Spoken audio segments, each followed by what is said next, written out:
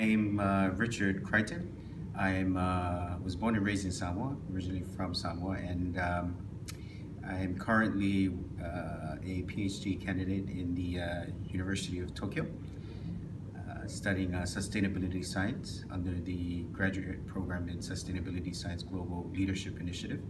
So, my research or my presentation today or yesterday was mainly focused on the reproduction of palolo or Unus filialis, as it's known in the scientific community. And the reason why I was curious or interested in this is because of it's a significant marine species for the Pacific Islands, especially for Samoa. And being a Samoan, growing up and hearing stories of community members say that there is significant changes that they've observed in the marine environment.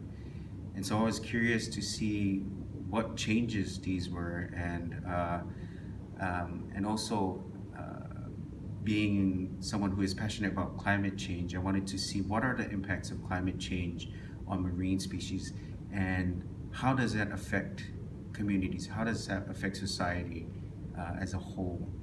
And so my research or my presentation was to highlight some of the challenges that community members, especially in the rural areas of Samoa, are facing when it comes to depleting marine resources, and also this cultural practice of palolo. Could you talk through that cultural practice? So for many years before colonialism in the Pacific, there were many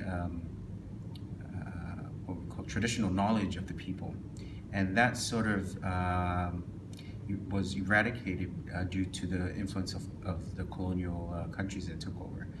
And some of the knowledge was lost, of course, and some still survive today or are in fragments.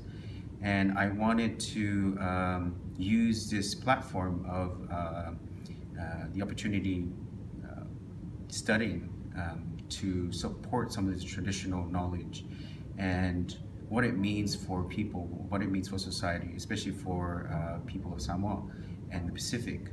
And so there were many factors that I was interested in: the traditional knowledge, the food security, and social impacts and economic impacts on the most vulnerable. The most climate change affects many sectors, not just marine.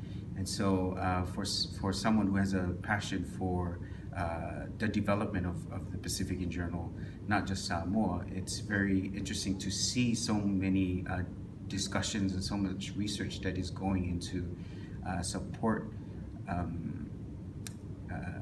knowledge-based policy and other things. So for a Pacific Islander, it's a very rare occasion to see other publications from other Pacific Islanders. The program in which I am involved with, I'm the only Pacific Islander in that program, and so it's very, I would say, it would be very rewarding to see more Pacific Islanders involved in climate change research and to advocate for this. We know that we as a region are very passionate about what is happening with our homes, and it would be great to see more people do scientific or social science research that will support our future in the Pacific. And so, is there anything else you'd like to say? I just want to say climate change is real. As a specific people, that we are in the forefront of climate change impacts. And so for us, it's not a question of whether this is real, it's a question of what can we do and how do we do the best strategies in going forward and to ensure that we have a sustainable future.